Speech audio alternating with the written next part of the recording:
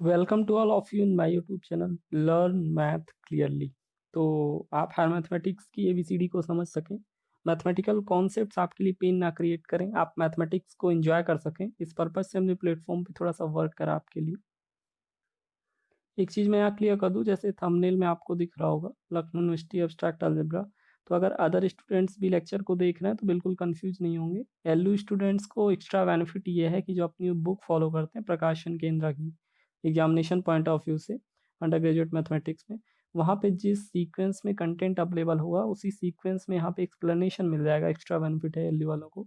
Other students देख रहे हैं तो परेशान नहीं होंगे, मैथमेटिकल कॉन्सेप्ट्स आप सभी के लिए इक्वली यूजफुल है। जैसे मैंने चैनल पे बोला कि मेरे चैनल का मोटो है आपको मैथमेटिकल कॉन्सेप्ट्स क्लियर होने चाहिए। इस पर्पज से हमने आपके लिए यहाँ पे एब्स्ट्रैक्ट अलजेब्रा का पेपर पिक करा है। प्लेलिस्ट की लिंक मैं आपको डिस्क्रिप्शन में देता हूँ। आपको साइलो थ्योरी, कॉन्जुगेसी, रिंग थ्योरी, ढेर सारी लेक्चर सीरीज अवेलेबल हैं। लेकिन उनमें से 2 लेक्चर सीरीज का नाम बेसिक्स और नॉलेज कैप्सूल मैं स्क्रीन पर लिख के आपको सजेस्ट करता हूँ कि एटलीस्ट इन दोनों को आप जरूर विजिट कर लीजिएगा। क्यों? क्योंकि इसमें हमने आपसे बेसिक फंडामेंटल बातें करी हैं जो अलजेब्रा स्टार्ट करने से पहले आपको जानना होता है। Set, relation, binary operation, Cartesian product, ऐसी छोटी छोटी बातें। Principle of mathematical induction, Klein V4 group, cyclic group, छोटी छोटी बातें, फंडामेंटल बेसिक कॉन्सेप्ट जो आपको अलजेब्रा स्टार्ट करने से पहले जानने होते हैं वो यहाँ मिल जाएंगे। तो एटलीस्ट आप इन दोनों को विजिट करिए। इसके अलावा भी अदर लेक्चर सीरीज अवेलेबल हैं। प्रेजेंट में बात करें, आज आप जो लेक्चर सीरीज देख रहे हैं रिंग थियरी की लेक्चर सीरीज कंटिन्यू कर रहे हैं हम। आज आप जो लेक्चर देख रहे हैं रिंग थियरी की लेक्चर सीरीज चल रही है। रिंग थियरी में रिंग की definition, properties, special rings, ring homomorphism, isomorphism, ढेर सारी बातें रिंग थियरी में कर ली हैं। और जस्ट प्रीवियस लेक्चर की बात करें तो वहाँ पे हम बात कर रहे थे आपसे यूक्लिडियन रिंग का कॉन्सेप्ट हो गया था। यूक्लिडियन रिंग के कॉन्सेप्ट के बाद हम लोग डिविजिबिलिटी डिस्कस कर रहे थे इंटीग्रल डोमेन में। हम लोग डिस्कस कर रहे थे डिविजिबिलिटी इंटीग्रल डोमेन में, डिविजिबिलिटी इन आईडी, आईडी बोले तो इंटीग्रल डोमेन। इंटीग्रल डोमेन में डिविजिबिलिटी डिस्कस कर रहे थे, छोटी छोटी डेफिनेशन सीख रहे थे यूक्लिडियन रिंग के बाद। एसोसिएट्स का कॉन्सेप्ट सीखा था कि 2 एलिमेंट्स एक दूसरे के एसोसिएट्स कैसे होंगे। तो इन छोटी छोटी डेफिनेशंस को वहाँ पे सीखा था प्रीवियस लेक्चर में। आज आपकी स्क्रीन पे दिख रहा होगा, आज भी हम छोटी छोटी डेफिनेशंस को सीखेंगे। जैसे प्रॉपर इम्प्रॉपर डिवाइजर्स क्या है, जीसीडी क्या होती है, ग्रेटेस्ट कॉमन डिवाइजर, ऐसे छोटे छोटे मैथमेटिकल कॉन्सेप्ट्स को, डेफिनेशंस को सीखेंगे। तो मैं आज का लेक्चर स्टार्ट करूँ प्रॉपर एंड इम्प्रॉपर डिवाइजर में आपको इसका कॉन्सेप्ट समझाऊं उससे पहले मैं प्रीवियस जरा रिपीट कर दूं।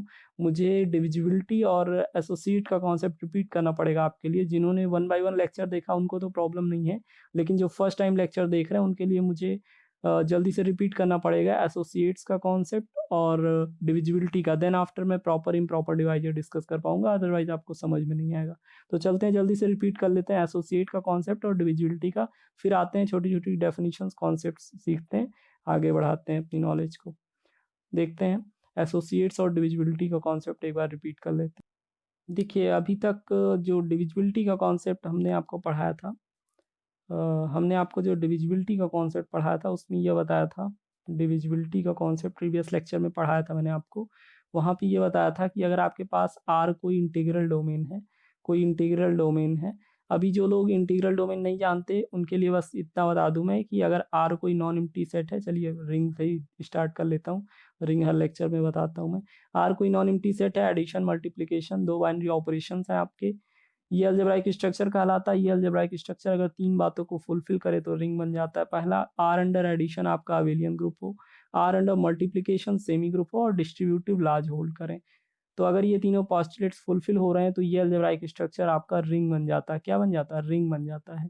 और ये रिंग यानी कि ये अलजेब्राइक स्ट्रक्चर जब आपका रिंग बन जाए तो अगर कोई भी रिंग स्पेशल प्रॉपर्टीज को कंटेन करने लगे कि वो कम्यूटेटिव हो जाए, commutative ring with unity having no zero divisor, मतलब कि फ्री फ्रॉम जीरो डिवाइजर हो रिंग आपकी। तो अगर ये तीनों एडिशनल, पहली बात तो आपको रिंग होना चाहिए, रिंग आपके पास है, अब रिंग के पास भी ये एडिशनल फीचर्स होने चाहिए, कम्यूटेटिव होना चाहिए रिंग, यूनिटी कंटेन करना चाहिए और फ्री फ्रॉम जीरो डिवाइजर होना चाहिए। तो ऐसी रिंग आपकी इंटीग्रल डोमेन कहलाती है। अगर और अच्छे से समझना है तो प्रीवियस लेक्चर प्लेलिस्ट की लिंक डिस्क्रिप्शन में पड़ी है, वहां से आप जा सकते हैं। इंटीग्रल डोमेन का अलग से लेक्चर अवेलेबल है। तो a commutative ring with unity having no zero divisors is called integral domain. तो अभी आपको इंटीग्रल डोमेन समझ में आ रहा होगा। अगर नहीं आ रहा तो प्रीवियस लेक्चर विजिट कर लेंगे। इंटीग्रल डोमेन अगर आपके पास कोई है, अगर आपके पास आर कोई आईडी है, आईडी बोले तो इंटीग्रल डोमेन है, और ए और बी दो एलिमेंट्स हैं, मान लीजिए ए और बी दो एलिमेंट्स आपके हैं इंटीग्रल डोमेन आर में। तो डिविजिबिलिटी का कॉन्सेप्ट आप सभी को पता है, ए नॉन जीरो होना होगा क्योंकि डिवाइजर आप जीरो नहीं ले सकते हो, और वैसे भी integral domain free from zero divisor बोला जाता है। तो अगर ए कोई नॉन जीरो एलिमेंट है तो कहा जाएगा इफ ए डिवाइड्स बी, मतलब अगर ये वर्टिकल लाइन मैंने बताया ना, ए डिवाइड्स बी, ऐसे वर्टिकल लाइन ड्रॉ करते हैं, इसका मतलब डिवाइड्स। तो ए डिवाइड्स बी यानी ए बी का डिवाइजर होगा, अगर ऐसा है it implies that A equal to C B for another element C belongs to the integral domain I D. यानी कि अगर ए और बी दो एलिमेंट्स आपके इंटीग्रल डोमेन के हैं और ए कोई नॉन जीरो एलिमेंट है, तो नॉन जीरो एलिमेंट जो आपका है वो डिवाइजर बन जाएगा किसी भी एलिमेंट बी का। मतलब कि कोई नॉन जीरो डिवाइजर ही आप ले सकते हो कि इंटीग्रल डोमेन तो फ्री फ्रॉम जीरो डिवाइजर है ही। तो ए कोई नॉन जीरो एलिमेंट है, वो बी को डिवाइड करेगा, बी का डिवाइजर होगा अगर उसको बी के मल्टीपल में लिखा जा सके। मतलब सी कोई और एलिमेंट एग्जिस्ट करे, there exist C in the same integral domain R, मतलब एक एडिशनल कोई और एलिमेंट सी एग्जिस्ट करे जिसके साथ आप मल्टीपल में, यानी कि ए बी का डिवाइजर कहा जाएगा अगर वो बी के मल्टीपल में लिखा जा सके। एग्जाम्पल वहाँ भी दिया था, आप सिंपली देख सकते हो। ये इंटीजर वाली जो रिंग होती है, ये जेड से इंटीजर्स के नॉन एम्प्टी सेट को डिनोट करते हैं। ये आपकी आईडी होती है इंटीग्रल डोमेन, इंटीजर वाली रिंग इंटीग्रल डोमेन होती है ना। यहाँ से ले लीजिए जीरो, नॉन जीरो एलिमेंट कोई टू आपका ले लीजिए, इंटीजर है ना, इंटीजर बोले तो पूरे पूरे नंबर होते हैं, +-1 +-2। तो टू आपका कोई नॉन जीरो नंबर है। देखिए टू फोर को डिवाइड कर रहा है ना, टू आपका फोर को डिवाइड कर रहा है, इसका मतलब क्या हुआ कि टू को आप ऐसे लिख सकते हो, टू फोर को डिवाइड कर रहा है, टू आपका फोर को डिवाइड कर रहा है, तो ऐसे लिख सकते हो 4 इक्वल टू 2 2 4, मतलब टू के मल्टीपल में आप लिख सकते हो। क्या कर सकते हो, टू के मल्टीपल में लिख सकते हो। यानी कि अगर अगर आपका ए कोई नॉन जीरो एलिमेंट है, ए आपका कोई नॉन जीरो एलिमेंट है और बी कोई अनदर एलिमेंट है, और ऐसा हो जाए ए बी को डिवाइड कर रहा है, ए क्या कर रहा है, ए बी को डिवाइड कर रहा है, इट इम्प्लाइज दैट ऐसा आप करेंगे B equal to C A, वहाँ पे मिस्टेक थी, B equal to C A for some element C in the integral domain R. आप डिवाइजर जो है उसके मल्टीपल में चीज़ों को लिख सको, जैसे 4 इक्वल टू 2 2 4 लिखा था। डिविजिबिलिटी का ये कॉन्सेप्ट है, मतलब कि अगर दो एलिमेंट्स हैं तो नॉन जीरो डिवाइजर अब कोई ए आपका जो बी को डिवाइड करेगा, इट इम्प्लाइज दैट कि आप बी को ए के मल्टीपल में ऐसे लिख पाएँ। तो अगर कभी ए डिवाइड्स बी है तो इसका मतलब हम ये समझेंगे, हम ये यूज कर सकते हैं। और अगर बी इक्वल टू सी ए दिया है तो इसका मतलब हम ये समझेंगे कि ए आपका बी को डिवाइड कर रहा है। ठीक है, आगे से यूज करेंगे हम। एसोसिएट्स का कॉन्सेप्ट भी मैंने आपको पढ़ाया था वहाँ पे कि यूनिट एलिमेंट्स होते हैं, यूनिट एलिमेंट्स के बारे में बताया था। किसी भी रिंग के अंदर, किसी भी इंटीग्रल डोमेन के अंदर आपके यूनिट एलिमेंट्स होते हैं, यूनिट एलिमेंट्स। वहाँ पे अच्छे से बात करिए कि यूनिट एलिमेंट केवल वन नहीं होता है, all all non zero elements, वो सब नॉन जीरो एलिमेंट्स आपके इंटीग्रल डोमेन के वो सब नॉन जीरो एलिमेंट्स आपके कहलाते हैं यूनिट एलिमेंट, जिनका मल्टीप्लिकेटिव इनवर्स एग्जिस्ट करे, वो आपके यूनिट एलिमेंट कहलाते हैं। और एग्जांपल लेके हमने देखा था प्रीवियस लेक्चर में, ये जो इंटीग्रल डोमेन है इंटीजर्स वाला जो इंटीग्रल डोमेन है, यहाँ पे 1 और -1 दो यूनिट एलिमेंट्स थे, यहाँ पे दो यूनिट एलिमेंट्स थे। और यूनिट एलिमेंट की डेफिनेशन हमने क्या बताई थी कि वो सारे नॉन जीरो एलिमेंट्स, किसी भी रिंग के वो सारे नॉन जीरो एलिमेंट्स जिनका मल्टीप्लिकेटिव इनवर्स एग्जिस्ट करे। मल्टीप्लिकेटिव इनवर्स बोले तो रेसिप्रोकल एग्जिस्ट करे, मतलब for every non zero A belongs to the ring there reciprocal, मतलब उनका मल्टीप्लिकेटिव इनवर्स भी वहीं पे एग्जिस्ट करे। तो आपको पता है ना 1 का मल्टीप्लिकेटिव इनवर्स क्या होगा, 1/1 दैट इज 1, इंटीजर को बिलोंग करेगा। -1 का भी आप मल्टीप्लिकेटिव इनवर्स लेंगे तो बिलोंग करेगा। तो वहाँ पे यूनिट एलिमेंट की हम लोगों ने डेफिनेशन दी थी कि all the non zero elements of a ring having multiplicative inverse, जिनका मल्टीप्लिकेटिव इनवर्स एग्जिस्ट करे, वो आपके यूनिट एलिमेंट कहे जाते थे। और यूनिट एलिमेंट्स की हेल्प से हमने एसोसिएट्स का कॉन्सेप्ट आपको वहाँ पे बताया था। एसोसिएट्स का कॉन्सेप्ट वहाँ पे आपको बताया था कि A equal to U B format में अगर आप लिख लेते हैं, अगर आप ए और बी कोई दो एलिमेंट हैं आपके रिंग के, कम्यूटेटिव रिंग है आपकी, यूनिटी कंटेन कर रही है, मतलब कि कम्यूटेटिव रिंग विद यूनिटी है। अगर आपके पास कोई कम्यूटेटिव रिंग विद यूनिटी है और वहाँ पे ए और बी दो एलिमेंट है जिनको आप इस फॉर्मेट में लिख पा रहे हो, अगर दो एलिमेंट्स ए बी हैं जिनको आप इस फॉर्मेट में लिख पा रहे हो जहाँ पे यू आपका क्या है, यू आपका यूनिट एलिमेंट है। अगर इंटीजर रिंग की बात करेंगे तो ये +1 या -1 हो सकता है। अगर डिफरेंट डिफरेंट रिंग्स में यूनिट एलिमेंट्स अलग अलग होते हैं, इंटीजर्स रिंग के अंदर यूनिट एलिमेंट आपकी यही दो होते हैं, 1 और -1।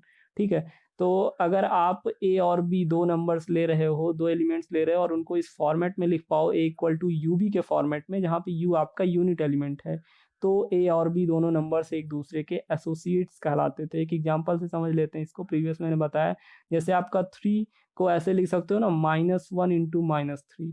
ये इक्वेशन सही है ना, 3 इक्वल्स टू -1 इंटू -3।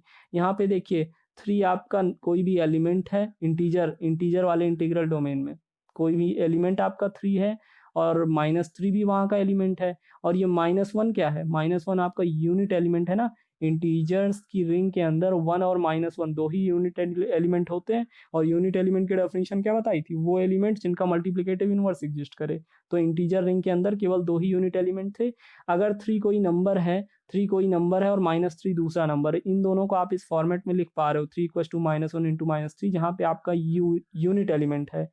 तो 3 और -3 एक दूसरे के एसोसिएट्स कहे जाते हैं। क्या कहे जाते हैं, ये 3 और -3 एक दूसरे के एसोसिएट्स कहे जाते हैं, अगर इनको मल्टीपल में, यूनिट एलिमेंट के मल्टीपल में आप लिख सको इस तरीके। ठीक है, तो एसोसिएट्स का कॉन्सेप्ट ये पढ़ा था। अभी डिविजिबिलिटी, एसोसिएट्स दोनों को याद रखिएगा, क्योंकि आगे अभी हम आपको डिवाइजर्स, जो प्रॉपर और इम्प्रॉपर डिवाइजर्स पढ़ाने वाले हैं, उसमें कॉन्सेप्ट यूज होगा। देखिए प्रॉपर इम्प्रॉपर डिवाइजर में क्या कॉन्सेप्ट है, जल्दी से देख लेते हैं उसको। अगर देखिए, अगर ए और बी दो एलिमेंट्स आपके हैं रिंग के, और ए बी को डिवाइड कर रहा है, तो आप ऐसे लिखते हो ना, ए इक्वल टू, ऐसे लिखते हो बी इक्वल टू सी ए, ऐसे लिखते हो।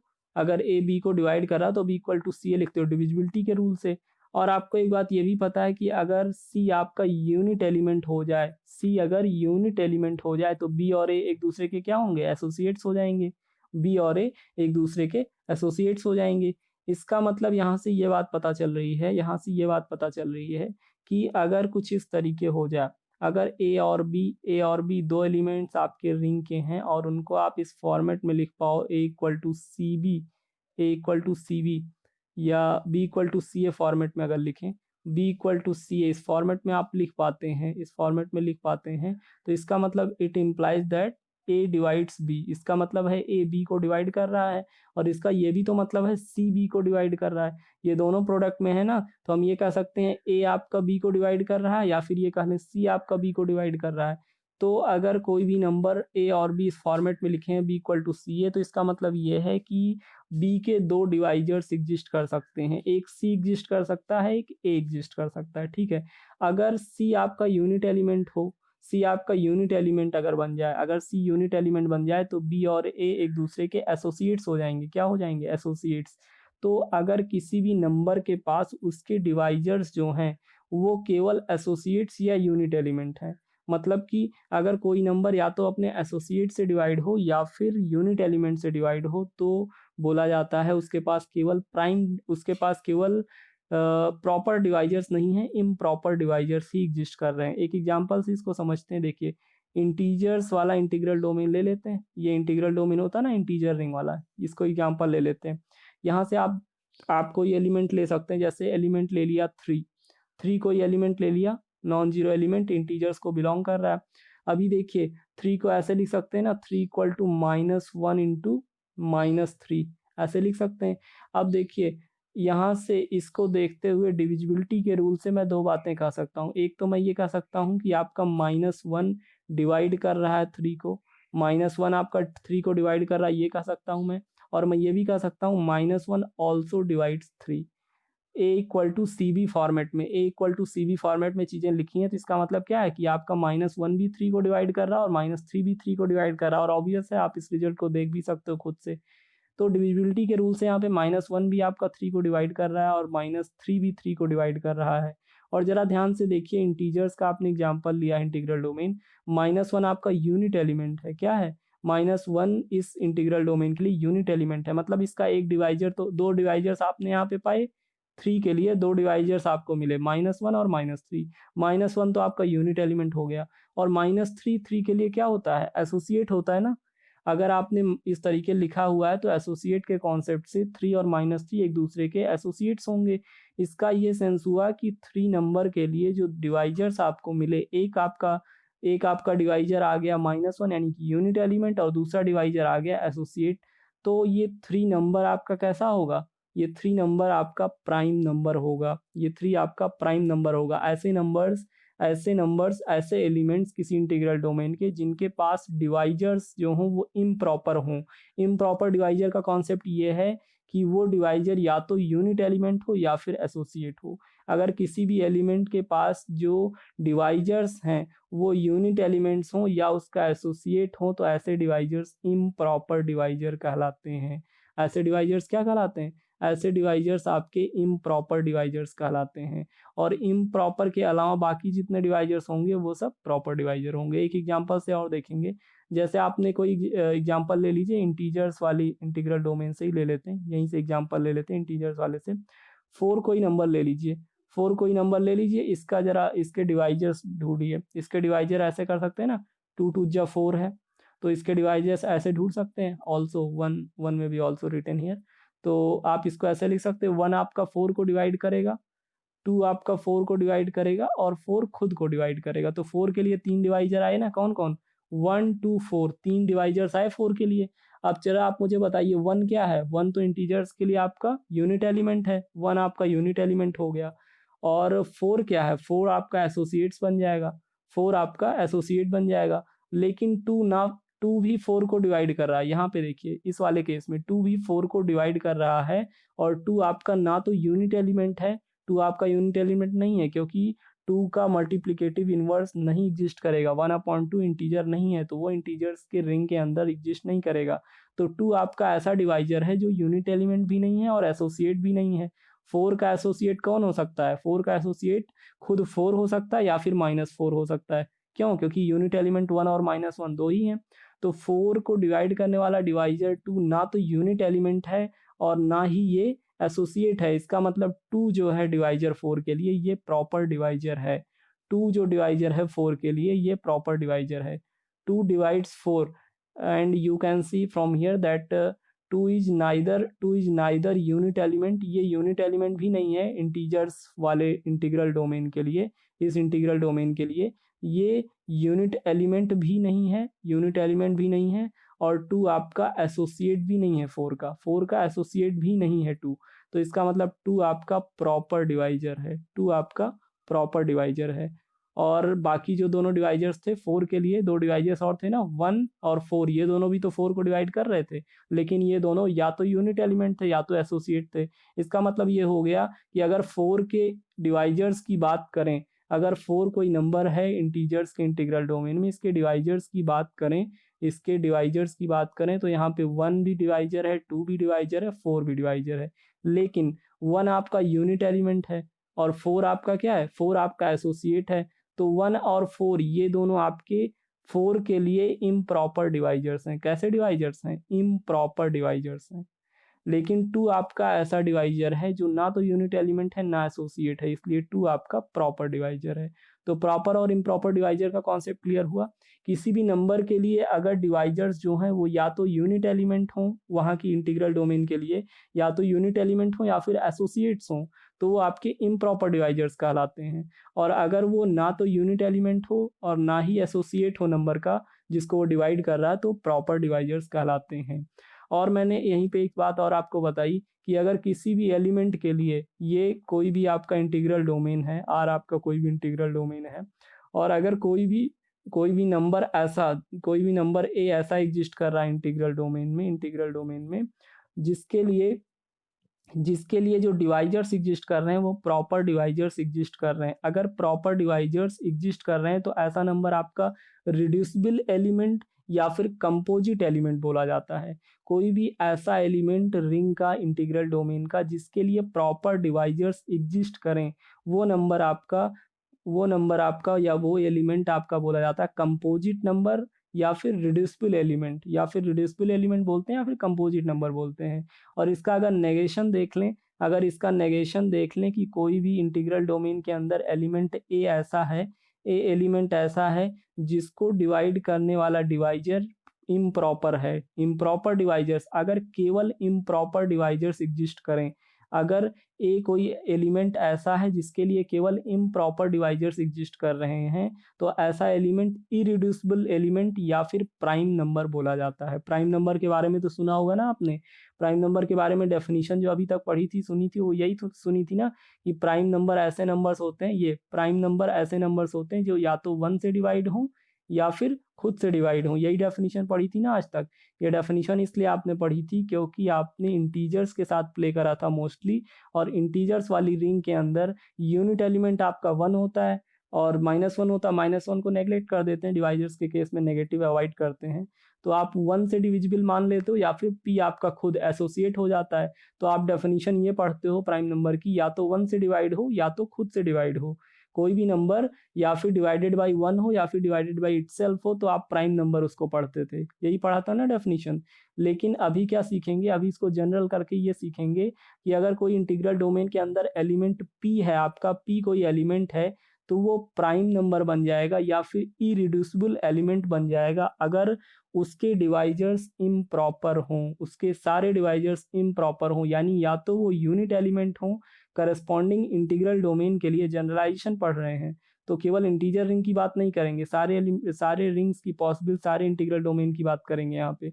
तो अगर R आपका कोई इंटीग्रल डोमेन है, R कोई इंटीग्रल डोमेन है और यहाँ पे कोई एलिमेंट P एग्जिस्ट कर रहा है, कोई एलिमेंट P एग्जिस्ट कर रहा है और P के सारे डिवाइजर्स इम्प्रॉपर हो जाएं, P के सारे डिवाइजर्स इम्प्रॉपर हो जाएं, मतलब कि या तो वो यूनिट एलिमेंट हो या फिर एसोसिएट हो जो P को डिवाइड कर रहा है, तो P नंबर आपका बोला जाएगा प्राइम नंबर, या फिर प्राइम नंबर बोला जाएगा या फिर irreducible element of the integral domain बोला जाएगा। इसी के बिहाफ पे आपने डेफिनेशन सीखी थी।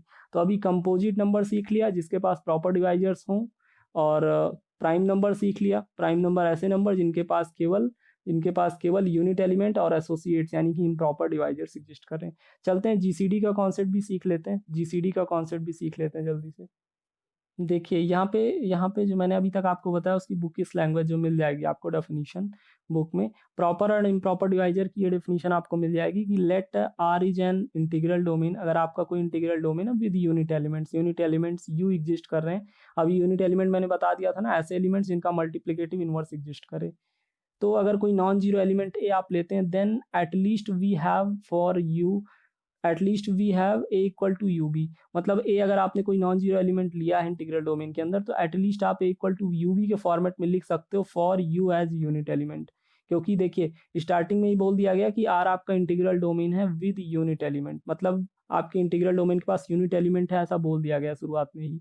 तो अगर यूनिट एलिमेंट है तो ए इक्वल टू यू बी के फॉर्मेट में आप लिख सकते हो। यूनिट एलिमेंट अगर है तो इक्वल टू यूबी के फॉर्मेट में लिख सकते हो। और अगर ऐसा लिख सकते हो, it implies that we have at least 2 divisors of ए।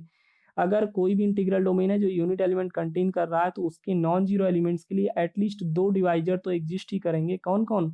वही दोनों इम्प्रॉपर डिवाइजर्स जिसकी बात मैंने अभी अभी आपको बताई थी। देखिए कौन, यहाँ पे लिखा हुआ we have at least 2 divisors, at least 2 divisor exist करेंगे किसी भी नॉन जीरो एलिमेंट्स के लिए ऐसे इंटीग्रल डोमेन में जो यूनिट एलिमेंट कंटेन कर रहा है। वो डिवाइजर्स कौन होंगे? देखिए as associate of A, other is unit element. या तो 2 डिवाइजर्स एटलीस्ट 2 एग्जिस्ट करेंगे किसी भी नॉन जीरो एलिमेंट के लिए, या तो वो एसोसिएट होगा या तो यूनिट एलिमेंट होगा। These divisors are known as improper और ट्रिवियल डिवाइजर्स ऑफ ए, या फिर इसको बोलते हैं इम्प्रॉपर डिवाइजर या फिर ट्रिवियल डिवाइजर बोल लेते हैं। और any other divisors of A R the proper और नॉन ट्रिवियल डिवाइजर ऑफ ए। तो अगर कोई आर आपका इंटीग्रल डोमेन है जिसके पास यूनिट एलिमेंट है, तो वहां पे सारे नॉन जीरो एलिमेंट्स के लिए एटलीस्ट 2 डिवाइजर एग्जिस्ट करेंगे। पहला या तो एसोसिएट एग्जिस्ट कर जाएगा एज अ डिवाइजर या फिर यूनिट एलिमेंट। मतलब अगर कोई integral domain with unit element है तो उसके सारे नॉन जीरो एलिमेंट्स के लिए डिवाइजर तो एग्जिस्ट करेंगे, पक्की बात है। एटलीस्ट 2 डिवाइजर एग्जिस्ट करेंगे। एक तो आपका एसोसिएट एग्जिस्ट कर जाएगा डिवाइजर के लिए और दूसरा यूनिट एलिमेंट। और ये दोनों डिवाइजर्स जो सारे एलिमेंट्स के पास होते हैं आपके इम्प्रॉपर डिवाइजर या फिर ट्रिवियल डिवाइजर कहे जाते हैं। और इनके अलावा आपके इम्प्रॉपर और ट्रिवियल यानी कि एसोसिएट और यूनिट एलिमेंट के अलावा अगर अदर डिवाइजर्स एग्जिस्ट कर रहे हैं तो उनको आप प्रॉपर या नॉन ट्रिवियल डिवाइजर बोलते हो। ये आपको बुक में ऐसी डेफिनेशन मिल जाएगी। एग्जाम्पल भी एज इट इज वही मिल जाएगा जो मैंने आपको बताया अभी अभी। आपने वही इंटीग्रल डोमेन ले लिया इंटीजर्स वाला, यूनिट एलिमेंट 1 - 1 एग्जिस्ट कर रहे हैं। अब यहाँ पे सारे नॉन जीरो एलिमेंट्स के लिए दो डिवाइजर तो एग्जिस्ट करेंगे ही। पहला तो आपका यूनिट एलिमेंट एग्जिस्ट करेगा एज ए डिवाइजर और दूसरा आपका एसोसिएट्स एग्जिस्ट करेंगे, आपके associates as a divisor exist करेंगे। देखिए अगर कोई नॉन जीरो एलिमेंट 15 ले लिया, 15 कोई नॉन जीरो एलिमेंट है ना, तो 15 इक्वल टू 1 × 15 ऐसे आप लिख सकते हो, ए इक्वल टू यूवी के फॉर्मेट में अगर यूनिट एलिमेंट एग्जिस्ट कर रहा है। It implies that 15 divides 15 and 1 divides 15। Both divisors, 1 आपका यहाँ पे यूनिट एलिमेंट है, दो डिवाइजर्स, एटलीस्ट दो डिवाइजर मिल जाएंगे। कौन कौन? एक तो 1 और एक 15, ये दोनों एटलीस्ट दो डिवाइजर, कम से कम दो डिवाइजर तो मिलेंगे। जहाँ पे 1 आपका यूनिट एलिमेंट है, 15 आपका एसोसिएट है। तो ये दोनों डिवाइजर्स 15 नंबर के लिए, ये दोनों डिवाइजर्स 1 और 15 आपके इम्प्रॉपर डिवाइजर्स हैं। आपने 4 के लिए देखा था ना, ऐसे 15 को 3 5 15 भी लिख सकते हैं। तो 3 और 5, 3 भी 15 को डिवाइड कर रहा है, 5 भी 15 को डिवाइड कर रहा है। 3 ना तो एसोसिएट है ना तो यूनिट एलिमेंट है, इसका मतलब ये प्रॉपर डिवाइजर है। 5 15 को डिवाइड कर रहा है, ये ना तो यूनिट एलिमेंट है और ना ही एसोसिएट है 15 के लिए। तो 5 आपका 15 नंबर के लिए क्या है? ये 5 आपका 15 नंबर के लिए प्रॉपर डिवाइजर है या फिर नॉन ट्रिवियल डिवाइजर है। ये कॉन्सेप्ट आपने देख लिया, बुक इस लैंग्वेज ऐसे आपको मिल जाएगी कि इम्प्रॉपर डिवाइजर्स वो डिवाइजर्स होते हैं जो या तो यूनिट एलिमेंट हो नंबर के लिए, एलिमेंट के लिए, या फिर एसोसिएट्स हो। इनके अलावा अदर एग्जिस्ट कर रहे हैं तो आपके प्रॉपर होंगे या फिर आप उनको नॉन ट्रिवियल बोलेंगे।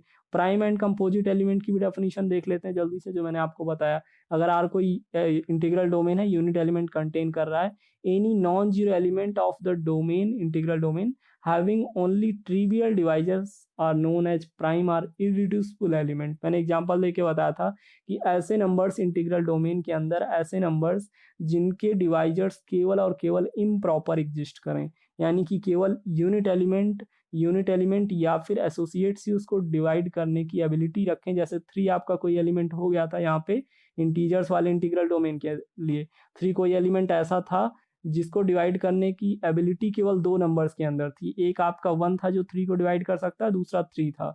और ये दोनों एलिमेंट 3 के लिए या तो यूनिट है या फिर एसोसिएट है। देखिए 1 तो आपका यूनिट एलिमेंट है और 3 आपका 3 के लिए एसोसिएट है। तो अगर किसी भी एलिमेंट को या तो यूनिट एलिमेंट या तो एसोसिएट डिवाइड करे, यानी उसके पास इम्प्रॉपर डिवाइजर्स ही एग्जिस्ट कर रहे हैं। और अगर कोई नंबर केवल इम्प्रॉपर डिवाइजर्स उसके पास है तो ऐसा नंबर, ऐसा एलिमेंट आपका क्या बोला जाता था? इरिड्यूसिबल या फिर प्राइम। ऐसे सिमिलरली आप कंपोजिट और रिड्यूसिबल की भी डेफिनेशन दे सकते हो कि अगर उसके पास प्रॉपर डिवाइजर्स या नॉन ट्रिवियल डिवाइजर्स एग्जिस्ट करें तो आपका कंपोजिट एलिमेंट हो जाएगा। Similarly and non zero element having proper divisors is known as reducible element और कंपोजिट एलिमेंट। जैसे 4 को एग्जांपल मैंने लेके दिखाया था आपको इंटीग्रल डोमेन, इंटीजर्स वाले इंटीग्रल डोमेन में। 4 के लिए आपके पास 1 भी डिवाइजर था, 2 भी डिवाइजर था, 4 भी था। 1 तो आपका यूनिट एलिमेंट है तो ये इम्प्रॉपर डिवाइजर हो गया, 4 भी आपका एसोसिएट है तो ये इम्प्रॉपर डिवाइजर हो गया। लेकिन 2 is neither unit element nor associate for the element 4। तो 2 आपका ना यूनिट एलिमेंट है और ना एसोसिएट है 4 के लिए, तो 2 आपका प्रॉपर डिवाइजर है। और अगर किसी एलिमेंट के पास एटलीस्ट एक भी प्रॉपर डिवाइजर एग्जिस्ट कर रहा है तो वो कंपोजिट एलिमेंट होता है या फिर रिड्यूसिबल एलिमेंट होता है। चलिए जीसीडी, ग्रेटेस्ट कॉमन डिवाइजर का कॉन्सेप्ट सीख लेते हैं। जीसीडी जैसे आपने एलसीएम सीखा होगा, एचसीएफ सीखा होगा बचपन में, वैसे जीसीडी का कॉन्सेप्ट डिस्कस करेंगे। ग्रेटेस्ट कॉमन डिवाइजर, इसको शॉर्टकट में लिखते हैं जीसीडी। तो ग्रेटेस्ट कॉमन डिवाइजर का कॉन्सेप्ट क्या है, डेफिनेशन रीड करते हैं। Let R be a commutative ring and A B belongs to any element of the ring R. मतलब कि आर आपका कोई कम्यूटेटिव रिंग है, ए बी दो एलिमेंट्स ले लिया, इनकी जीसीडी बताते हैं क्या होगा। जीसीडी हमेशा 2 एलिमेंट्स की या 3 एलिमेंट्स की, मतलब कि मोर देन 1 एलिमेंट लिखी जाती है। Then a non zero element D of R is called the greatest common divisor, means GCD of the element A and B. देखिए अगर ए और बी दो एलिमेंट्स आपकी रिंग के हैं, ऐसी रिंग जो कि कम्यूटेटिव है, तो वहाँ पे ए और बी दो नॉन जीरो एलिमेंट्स जो हैं उनकी जीसीडी कोई एक another non zero element exist करेगा रिंग के अंदर जो एज अ जीसीडी वर्क करेगा, और कोई नंबर डी जो है वो जीसीडी बन जाएगा ए और बी का, ए और बी की जीसीडी बन जाएगा वो अगर वो कुछ शर्तों को पूरा करे। दो कंडीशंस होती हैं। पहली कंडीशन ये है नॉन जीरो एलिमेंट डी आपका किसी भी दो नंबर के लिए जीसीडी बन जाएगा अगर पहली बात है कि वो ए और बी को डिवाइड करे। जिन दोनों नंबर की जीसीडी बनना चाहता है डी उनको डिवाइड करे, पहली बात। दूसरी बात ये है कि अगर डी के अलावा एक्सेप्ट देन डी, अगर डी के अलावा कोई और एलिमेंट सी एग्जिस्ट कर रहा है जो दोनों एलिमेंट्स को डिवाइड करे ए बी को, तो ऐसा होना चाहिए कि सी आपका डी को भी डिवाइड करे। दो कंडीशंस, केवल दो कंडीशंस हैं, रिस्ट्रिक्शंस हैं। अगर आपके पास ए और बी दो आपने एलिमेंट्स ले रखे हैं अपने कम्यूटेटिव रिंग से, और डी अनदर एलिमेंट एग्जिस्ट कर रहा है जो ए को डिवाइड करे और बी को डिवाइड करे, ए को डिवाइड करे और बी को डिवाइड करे। और दूसरी बात यह है कि डी के अलावा एक्सेप्ट देन डी अगर कोई अनदर एलिमेंट सी भी ए और बी को डिवाइड करता है तो सी के लिए फिर कंपलसरी हो जाता है कि वो डी को भी डिवाइड करे। अगर ऐसा दोनों कंडीशन फुलफिल हो रही हैं तो आपका डी जो नॉन जीरो एलिमेंट है वो कहलाता है GCD of the elements A and B, यानी कि greatest common divisors of the element. इसको आपने अगर आपको निकालना है, अगर आपको फाइंड करना है, कैलकुलेट करना है किसी नंबर के लिए, तो आपके पास एक ट्रिक है, मैं बता देता हूँ कैसे फाइंड करेंगे। प्रॉपर डेफिनीशन अगर पूछी जाती है, प्रॉपर कॉन्सेप्ट पूछा जाता है तो आप यही लिखेंगे। दो नंबर रिंग के अंदर, दो नंबर आप रिंग के अंदर दो एलिमेंट ले रहे हो, उनकी जीसीडी कोई तीसरा non zero element D exist करेगा जो जीसीडी कहलाएगा अगर डी आपका ए और बी को डिवाइड करे, और एक्सेप्ट देन डी अगर कोई अनदर एलिमेंट सी ए और बी को डिवाइड कर रहा है तो सी डी को भी डिवाइड करे। तो डी के लिए अगर दोनों बातें फुलफिल हो रही हैं तो डी आपका जीसीडी बोल दिया जाता है। इसको रिप्रेजेंट ऐसे करते हैं, जीसीडी ऑफ ए बी ऐसे लिख देते हैं, GCD under bracket A B equal to D. मतलब अगर ऐसे कहीं लिखा हुआ GCD of A B equal to D, इसका मतलब ये है कि डी ने ए और बी को डिवाइड करा होगा, और अगर ए और बी को डिवाइड करने वाले और भी नंबर एग्जिस्ट करे होंगे तो उन नंबर्स ने डी को भी डिवाइड करा होगा। डी के लिए दो बातें होनी चाहिए, जीसीडी के लिए दो बातें होनी चाहिए कि वो आपका जिन नंबर्स की जीसीडी बनने जा रहा है या बन रहा है उन नंबर्स को डिवाइड करे, और दूसरी बात अगर उन नंबर्स को कोई अनदर एलिमेंट भी डिवाइड कर रहा है तो वो अनदर एलिमेंट डी को डिवाइड करे। तो ऐसा नंबर आपका डी जो है वो जीसीडी कहलाता है। अभी जरा इसको जरा लिटरेचर से समझते हैं। ग्रेटेस्ट कॉमन डिवाइजर नाम है तो इसका भी कुछ सेंस होगा। जीसीडी को ऐसे भी फाइंड कर सकते हैं, जरा एक एग्जांपल से समझते हैं। देखिए आपकी ये जो इंटीजर वाली रिंग है ये कम्यूटेटिव होती है, इसी को एग्जांपल ले लेते हैं। इंटीजर रिंग आपकी कम्यूटेटिव होती है ना, तो यहीं से दो एलिमेंट ले लेते हैं और उनकी जीसीडी जरा डिफाइन करते हैं, फाइंड करने की कोशिश करते हैं। देखिए टू और फोर आपके दो एलिमेंट्स हैं ना, दोनों दो एलिमेंट्स हैं कम्यूटेटिव रिंग इंटीजर वाले से। जरा देखते हैं इनकी जीसीडी क्या होगी। इनकी जीसीडी ऐसे फाइंड करेंगे, टू का डिवाइजर मुझे बताइए। टू को 1 इंटू 2 लिख सकते हैं, मतलब टू के डिवाइजर्स आपके 1 और 2 हो गए। फोर के डिवाइजर्स कौन कौन आएंगे, 2 जब 4 और 1, यानी कि 2 को 4 भी डिवाइड कर सकता है, 1 भी डिवाइड कर सकता है और 2 भी डिवाइड कर सकता है। जरा कॉमन डिवाइजर ढूंढिए, 2 और 4 का जीसीडी निकालना है, मतलब ग्रेटेस्ट कॉमन डिवाइजर निकालना है। जरा इसको और अच्छे से समझते हैं, रुकिए व्हाइट बोर्ड पे इसको समझ लेते हैं। जीसीडी को ऐसे समझ लेते हैं, कैसे कैलकुलेट करेंगे। इंटीजर्स रिंग वाला एग्जांपल ले लेते हैं, ये आपकी कम्यूटेटिव रिंग होती है। 2 और 4 अगर दो एलिमेंट्स हैं तो इनकी जीसीडी क्या होगी, कैसे फाइंड करेंगे इनकी जीसीडी, ग्रेटेस्ट कॉमन डिवाइजर। 4 के डिवाइजर्स क्या होंगे, जरा लिखिए। 4 के डिवाइजर्स क्या होंगे, 1 4 2, ये तीनों डिवाइजर्स हैं जो 4 को डिवाइड करेंगे। ऐसे 2 के डिवाइजर लिख लीजिए, दोनों नंबर्स जिनकी जीसीडी निकालनी उनका डिवाइजर लिख लीजिए, और फिर कॉमन डिवाइजर ढूंढिए। फिर देखिए कॉमन डिवाइजर्स में ग्रेटेस्ट कौन है, लिटरेचर यही कहती है ना आपसे, ग्रेटेस्ट कॉमन डिवाइजर नाम है, तो डिवाइजर्स में कॉमन होना चाहिए और ग्रेटेस्ट होना चाहिए। 2 के डिवाइजर्स क्या हैं, 1 और 2। 4 और 2 दो नंबर्स की जीसीडी निकालनी है, दोनों नंबर्स के डिवाइजर्स लिख लिए सबसे पहले। 4 के डिवाइजर्स आप लिखिए 1 4 2, 3 डिवाइजर होंगे ना, और आप 2 का डिवाइजर लिख लीजिए। 2 के डिवाइजर आपके 1 और 2 होंगे। अब दोनों में कॉमन कौन कौन है, कॉमन डिवाइजर कौन कौन है, कॉमन डिवाइजर आपके 1 है और 2 है। 4 तो आपका कॉमन है नहीं, दोनों में क्रॉस कर दीजिए। 1 और 2 दो डिवाइजर्स आपके कॉमन हैं। ये 1 और 2 दो ऐसे डिवाइजर्स हैं जो 2 को भी डिवाइड करेंगे और 4 को भी डिवाइड करेंगे। निकालना क्या है आपको, निकालना है जीसीडी बोले तो ग्रेटेस्ट कॉमन डिवाइजर। अभी कॉमन डिवाइजर मिल गए, इनमें ग्रेटेस्ट बताइए। 1 और 2 में ग्रेटेस्ट कौन है, बड़ा कौन है, 2 आपका। इसका मतलब 2 और 4 की जीसीडी 2 आएगी। कहने का सेंस ये है कि 4 और 2 के लिए 2 ऐसा नंबर है जो डिवाइजर, कॉमन डिवाइजर है दोनों एलिमेंट का और ग्रेटेस्ट कॉमन डिवाइजर है, ग्रेटेस्ट कॉमन डिवाइजर है। अब जरा यहाँ पे वो कंडीशन भी देख लेते हैं जो आपको बुक में लैंग्वेज में मिली थी कि जीसीडी के लिए 2 कंडीशन डी होनी चाहिए। देखिए यहाँ पे आपने ये फाइंड कर लिया, 2 और 4 के लिए जीसीडी क्या आई, 2 और 4 के लिए जीसीडी आपकी 2 आई थी, 2 आई थी ना। कैसे फाइंड किया, 2 का डिवाइजर लिख लिया, 4 का डिवाइजर लिख लिया, उसमें से कॉमन एक्सट्रैक्ट कर लिया, कॉमन डिवाइजर क्या है। और 1 और 2 दो कॉमन डिवाइजर आए थे ना, जो 2 4 दोनों को डिवाइड कर रहे थे, इनमें ग्रेटेस्ट ढूंढा तो ग्रेटेस्ट आपका 2 मिल गया, इसका मतलब जीसीडी 2 आ गई। अभी जरा देखिए वो जो थ्योरेटिकल कंडीशन थी वो फुलफिल होती है कि नहीं। अगर 2 आपका जीसीडी है तो 2 को दोनों नंबर को डिवाइड करना चाहिए पहली बात, ठीक है। 2 आपका 2 को भी डिवाइड कर रहा, 4 को भी डिवाइड कर रहा, पहली कंडीशन वेरीफाई हो गई। डी को ए और बी की जीसीडी बनने के लिए क्या करना था, ए और बी को डिवाइड करना था, तो यहाँ पे 2 ने डिवाइड कर दिया।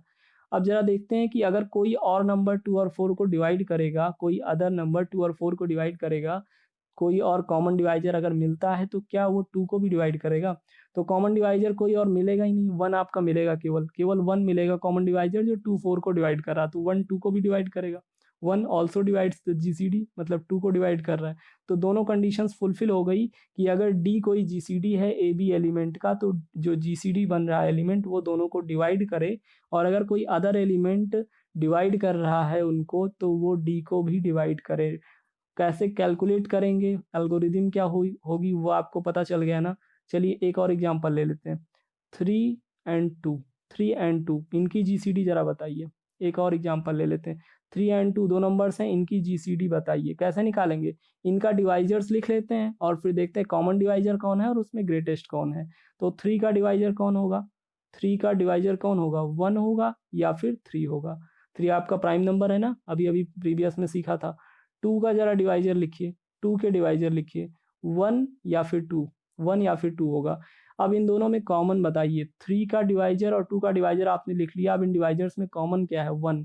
केवल एक ही डिवाइजर ऐसा आया जो दोनों में कॉमन था और वो आया क्या, 1 आया। तो ग्रेटेस्ट ढूंढने की तो जरूरत वैसे भी नहीं, कॉमन डिवाइजर एक ही आ रहा है, कॉमन डिवाइजर आपका एक ही एलिमेंट आ रहा है, तो ग्रेटेस्ट ढूंढने की तो जरूरत है नहीं। तो इन दोनों नंबर्स का, इन दोनों एलिमेंट्स की जीसीडी 1 हो गई। और ये इस ऑब्जर्वेशन से एक इम्पॉर्टेंट डेफिनेशन सामने निकल के आती है, अगर कोई एलिमेंट्स ऐसे हों, अगर कोई दो एलिमेंट्स ऐसे हों जिनकी जीसीडी 1 आ रही है ना, तो वो एलिमेंट्स रिलेटिवली प्राइम कहे जाते हैं। जीसीडी तो आपने निकालना सीख ही लिया, इसके साथ यहाँ पे आपने ये भी ऑब्जर्व करा कि अगर स्पेशल केस ऐसा हो जाए कि कोई भी दो एलिमेंट्स की जीसीडी 1 आ जाए तो वो रिलेटिवली प्राइम कहे जाते हैं। क्या कहे जाते हैं, रिलेटिवली प्राइम, मतलब वो एक दूसरे के रिलेशन में, एक दूसरे के रिस्पेक्ट में प्राइम नंबर हैं। हो सकता है वो अलग अलग प्राइम नंबर ना हो। कैसे, देखिए यहाँ पे एक एलिमेंट 4 ले लीजिए, 4 आपका प्राइम नंबर है क्या, 4 प्राइम नंबर नहीं है ना, क्योंकि इसके पास प्रॉपर डिवाइजर 2, इसके पास प्रॉपर डिवाइजर एग्जिस्ट कर रहा, तो 4 तो प्राइम नंबर नहीं है, 4 प्राइम नंबर नहीं है। और आपका 3 आपका प्राइम नंबर है, तो 3 तो प्राइम नंबर है लेकिन 4 प्राइम नंबर नहीं है। अब जरा इनकी जीसीडी निकालिए, 1 आएगी, इनकी जीसीडी निकालिए आप, 1 आएगी, तो ये दोनों आपस में रिलेटिवली प्राइम हो जाएंगे। आपको पता है कि ये अलग अलग प्राइम नहीं है, 3 तो प्राइम है लेकिन 4 आपका अलग से, अगर आपको 4 लिख दिया जाए पेपर पे, व्हाइट पेपर पे, तो आपको पता है कि 4 आपका प्राइम नंबर नहीं है। लेकिन ये 3 के साथ अगर लिख दिया जाए तो इन दोनों की जीसीडी 1 आती है, इसलिए ये रिलेटिवली प्राइम है, ये आपस में प्राइम है। तो रिलेटिवली प्राइम की डेफिनेशन समझ में आई। दो एलिमेंट्स किसी भी कम्यूटेटिव रिंग के रिलेटिवली प्राइम कहे जाएंगे अगर उनकी जीसीडी 1 आ जाए। कैसे निकालेंगे जीसीडी, पता है ना, 4 का डिवाइजर लिख लीजिए, 4 के पास 1 2 4 3 डिवाइजर आएंगे, 3 के पास 1 और 3 दो डिवाइजर्स आएंगे। इनमें कॉमन ढूंढिए, कॉमन कौन होगा, कॉमन आपका 1 होगा, तो ग्रेटेस्ट ढूंढने की जरूरत नहीं पड़ेगी, 1 आपका आ जाएगा डायरेक्टली। तो यहाँ पे दो एलिमेंट्स की जीसीडी 1 आ गई, और अगर किसी भी दो एलिमेंट की जीसीडी 1 आती तो रिलेटिवली प्राइम होते हैं। तो अभी जीसीडी समझ में आ गई, कैसे कैलकुलेट करेंगे, रिलेटिवली प्राइम नंबर समझ में आ गए। चलिए ठीक है, छोटी छोटी डेफिनेशंस आज हमने सीखा, associates, divisibility, relatively prime, proper improper divisors, prime number जो आपने बचपन से सीखा था उसका जनरलाइजेशन भी यहाँ पे देखा। मिलते हैं नेक्स्ट लेक्चर में कुछ अदर कॉन्सेप्ट के साथ, तब तक के लिए आप चीज़ों को रिवाइज करिए।